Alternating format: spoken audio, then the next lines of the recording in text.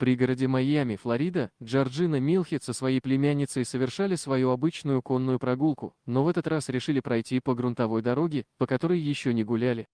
Когда ферма и сараи остались позади, женщина заметила на обочине дороги в траве ржавую клетку, похожую на ту, в которой перевозят кур.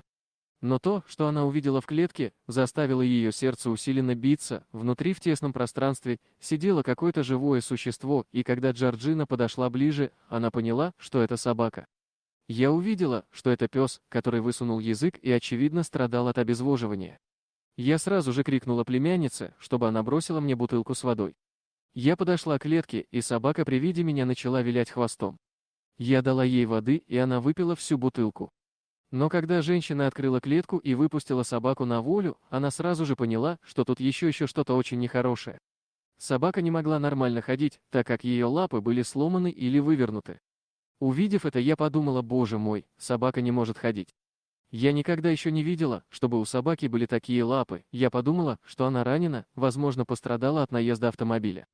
Все 4 лапы собаки были скрючены под неестественным углом, а локти, на которых она могла передвигаться, были стершимися до крови и опухшими. Когда женщина рассматривала лапы собаки, ей стало очень плохо и даже затошнило. Я видела некоторые серьезные раны, но ничего подобного. Ее лапы висели как мешки, словно что-то сдавило и переломало их. А когти были такими отросшими, что загибались и впивались в плоть, принося дополнительные страдания псу. Я не могла оставить ее там на дороге, она смотрела на меня и виляла хвостом. Я должна была ей помочь. Джорджина забрала собаку к себе домой, аккуратно остригла спутанные куски шерсти и выкупала ей. Потом выяснила, что это порода хаски. Все тело собаки было покрыто царапинами, вероятно от того, что она пыталась вырваться из клетки. Потом Джорджина передала собаку спасателям из Гуманного общества помощи Хаски GTS Husky Rescue. На осмотре ветеринара выяснилось, что собака еще совсем молодая, ей не более 2-3 лет. Ей дали кличку Лаки Счастливчик. Судя по ее состоянию, она была совершенно заброшенной и за ней давно никто не ухаживал. Но ее ноги вызвали вопросы у ветеринара даже после рентгеновского обследования. Неясно, что с ними случилось, была ли это врожденная аномалия или травма. У нее очень серьезная деформация лап, и есть немало версий, как это могло случиться.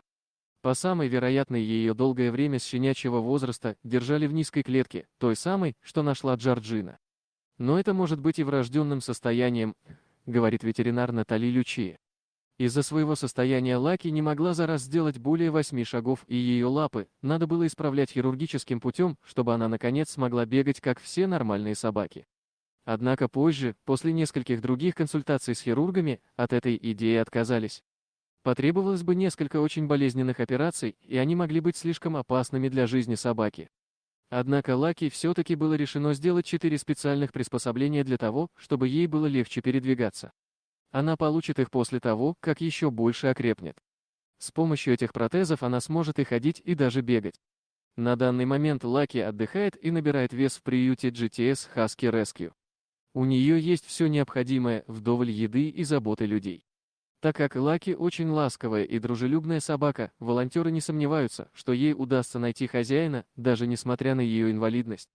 Недавно история Лаки дошла даже до кабинета мэра Майами Фрэнсиса Суареса, и спасатели надеются, что это поможет общей ситуации с брошенными собаками.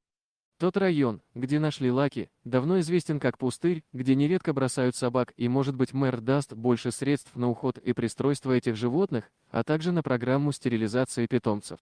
Дорогие друзья, если вам понравилось видео, поставьте лайк, а также подписывайтесь на канал, где найдете еще много интересного.